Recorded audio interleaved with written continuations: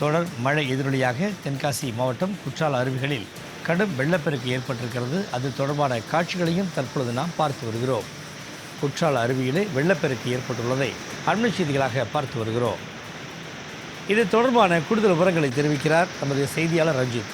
ரஞ்சித், தற்பொழுது குற்றால அருவிகளில் கடும் வெள்ளப்பெருக்கு என்று தகவல் வெளியாகி இருக்கிறது. கூடுதல் விவரங்களை பதிவிடுங்க. நிச்சயமாக.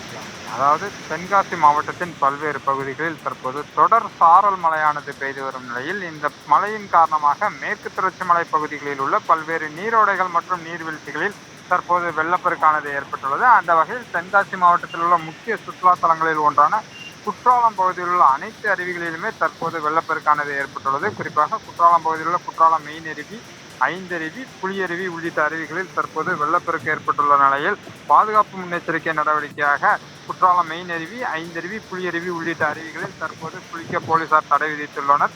குறிப்பாக இன்று சனிக்கிழமை விடுமுறை தினம் என்பதால் ஏராளமான சுற்றுலா பயணிகள் குற்றாலம் பகுதியில் உள்ள அருவிகளுக்கு வருகை தந்து காலை முதலே தங்களது குடும்பங்களுடன் ஆனந்த குளியல் போட்டு வந்த நிலையில் தற்போது வெள்ளப்பெருக்கு காரணமாக குளிக்க தடை விதிக்கப்பட்டுள்ளதால் ஏராளமான சுற்றுலா பயணிகள் வெளி மாநிலங்கள் மற்றும் வெளியூர்களில் இருந்து வருகை தந்து தற்போது குற்றால அருவிகளில் குளிக்க முடியாமல் ஏமாற்றத்துடனே திரும்பி சென்று வருகின்றனர். குறிப்பாக வருவாய்த்துறை கட்டுப்பாட்டில் உள்ள குற்றாலம் மெயின் அருவி மற்றும் ஐந்தருவி, புலியருவி உள்ளிட்ட அருவிகளில் தற்போது குளிக்க தடை விதிக்கப்பட்டுள்ள நிலையில் வனத்துறை கட்டுப்பாட்டில் உள்ள பழைய குற்றால அருவி மற்றும் சிற்றருவியில் தற்போது குளிக்க அனுமதி வழங்கப்பட்டுள்ள நிலையில் 3 அருவிகள் மற்றும் குளிக்க தடை விதிக்கப்பட்டுள்ளது குறிப்பிடத்தக்கது. சிகாமணி, கூடுதல் விவரங்களை வழங்கியமைக்கு நன்றி ரஞ்சித்.